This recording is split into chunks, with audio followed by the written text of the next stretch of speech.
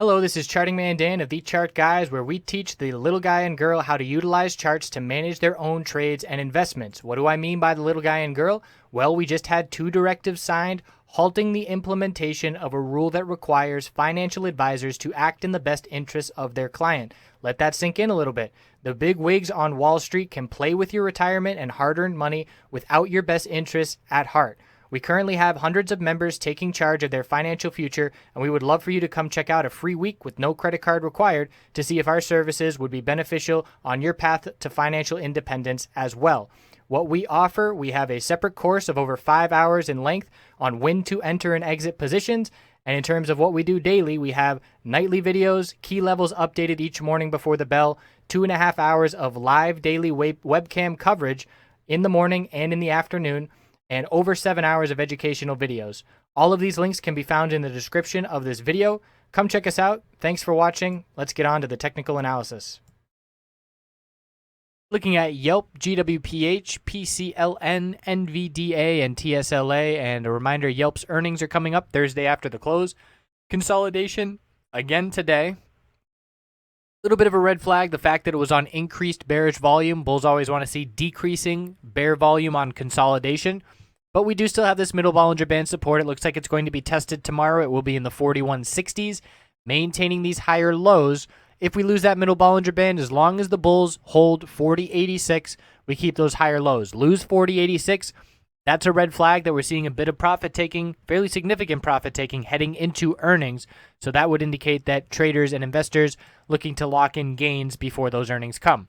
So a bearish reversal doji on the weekly time frame, and whether or not we confirm that is going to be dictated by the results that we have for earnings. If it's a bearish reaction, we will confirm the doji, and if it's a bullish reaction, we will negate it and continue to higher highs. So looking forward to those YELP earnings. We've got GWPH bulls, nice follow through.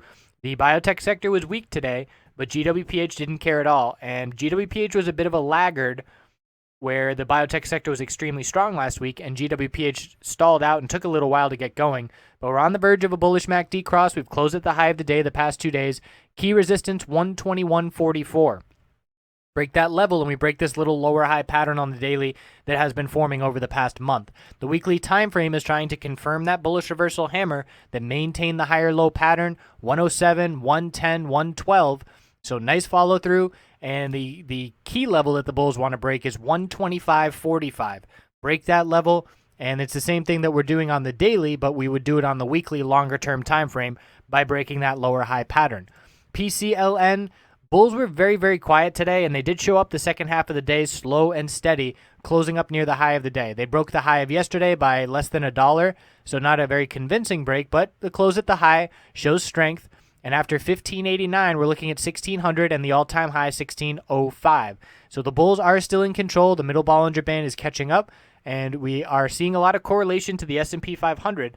So if the bulls break out to an all-time high on the S&P 500, we can anticipate PCLN is likely to do the same. On the weekly time frame, we have inside candlestick tightening range last week and currently within that range this week. So watching very close for a break of the tightening ranges to indicate direction, and obviously that direction right now, momentum in the overall market and in PCLN individually, all favoring the bulls. NVDA, extremely strong close above the upper Bollinger Band, 117.31. That upper Bollinger Band was 116.97, and we're looking at the all-time high up at 119.93 as the next resistance. And we actually have 117.36 as well the day before the all-time high. That was the high, and we couldn't break that today. But we did close right up at the high, and we are looking for continuation as every time we have consolidated since the bulls turned the trend around, it has been very normal and healthy, contained, and short-lived before the bulls show back up again. And the bulls certainly outweighing bear volume. So all signals pointing bullish for NVDA. AMD, which is also in the sector, exploded to the upside, all-time highs, no slowing down. NVDA is looking to follow.